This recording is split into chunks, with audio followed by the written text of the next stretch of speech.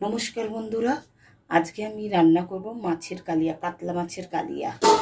এই যে আমার কাতলা মাছ,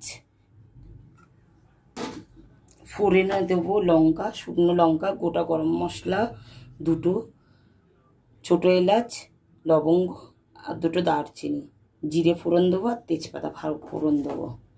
এখানে আদা, রসুন, পেঁয়াজ, একটা পেঁয়াজ, এটা ভাববেন না অনেকখানি, এটা জল দিয়ে অল্প মশলা তো জল দিয়ে গুলতে হয়। এটা টক দই, ফেটানো টক দই, কুচনো পেঁয়াজ, লঙ্কার গুঁড়ো, ধনের গুঁড়ো, জিরের গুঁড়ো, হলুদ গুঁড়ো। এবার আমি কড়াইতে তেল দেব। নুন মিষ্টি তো লাগবেই।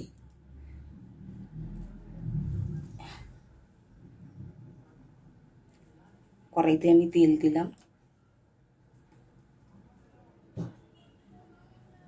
গরম হয়ে গেছে। এবার মাছগুলো ছাড়বো।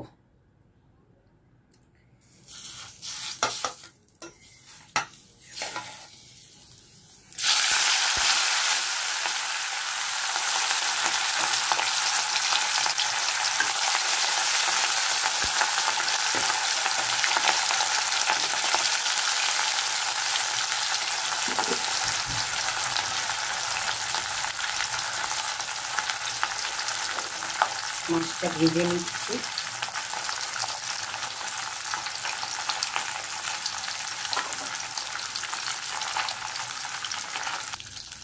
আমার মাছ ভাজা হয়ে গেছে। এবার এক এক করে তুলে নিচ্ছি।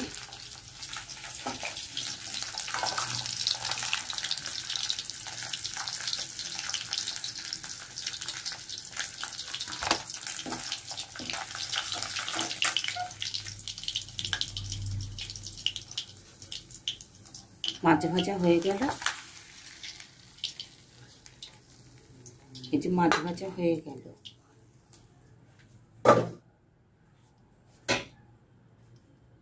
এবার দেবো গোটা শুকনো লঙ্কা, জিরে, গোটা জিরে ফোড়ন, গোটা গরম মশলা, তেজপাতা।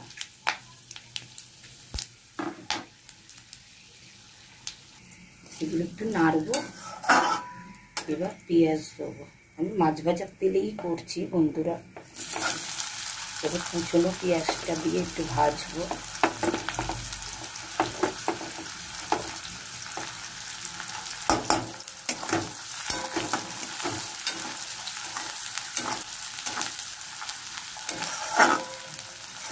পেঁয়াজটা একটু ভেজে নেবো। এবার একটু নুন দেবো।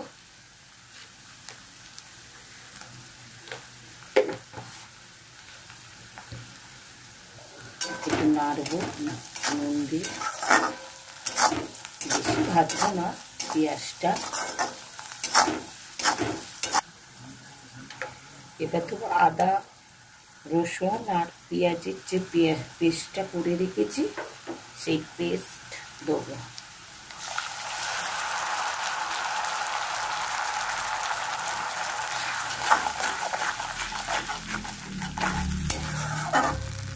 একটু কষিয়ে নেব।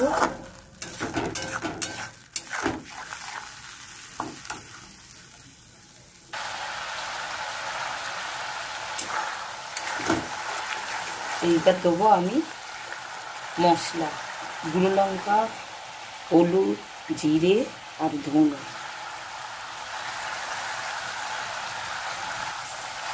এটাতে একটু ভালো করে কষাবো।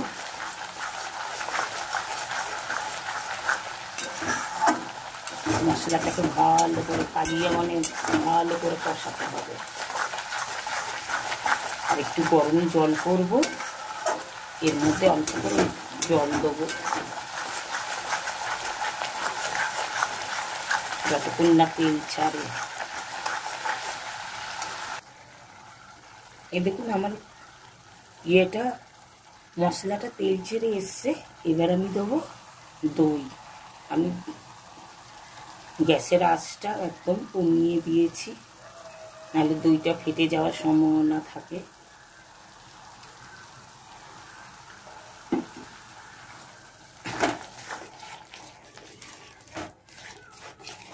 এটাকে একটু ভালো করে কষাবো।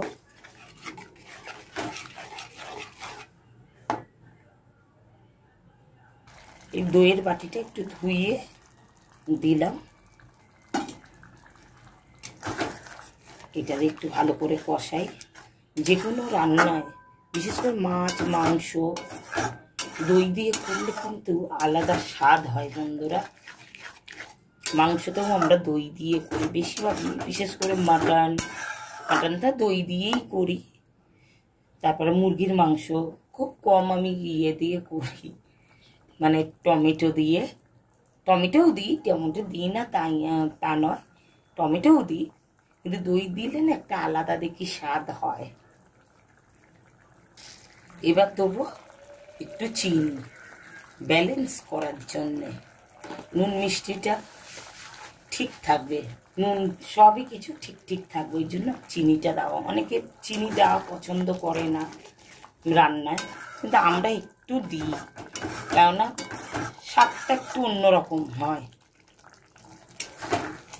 এটাতে একটু তেল ছাড়লে তারপরে একটু পাশেই গরম জল বসিয়েছি, একটু গরম জল দেবো, তারপরে একটু ফুটে উঠলেই মাছগুলো দেবো, তারপর নাড়াবো।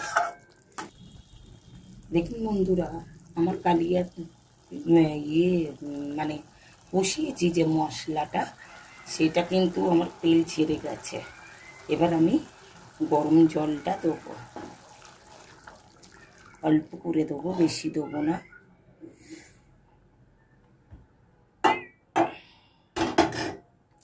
এই ঝোলটা ফুটলেই আমি মাছগুলো দিয়ে দেবো।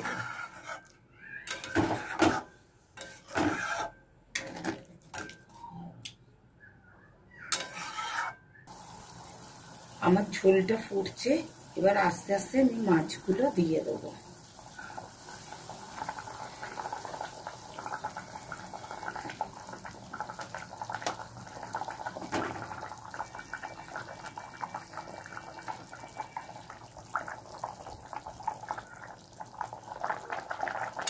একটু মাছগুলো একটু করবো, একটু ঝোলটা টানাবো।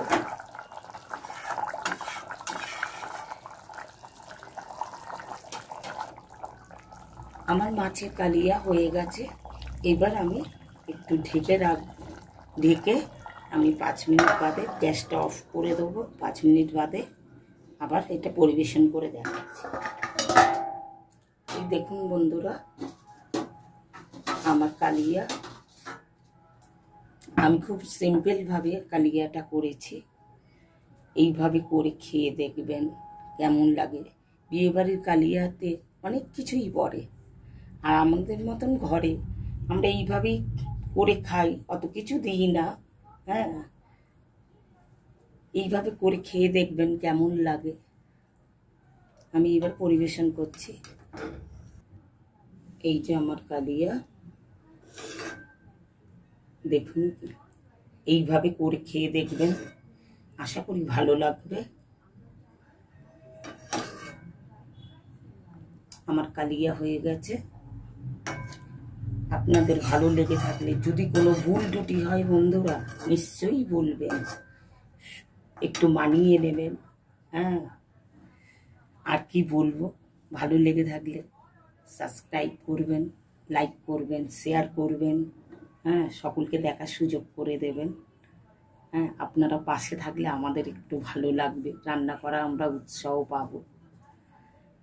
এই গরমের মধ্যে ঘেমে রান্না করছি, আর কি বলবো, প্রচণ্ড গরম বন্ধুরা। আপনারা সবাই ভালো থাকবেন। নমস্কার।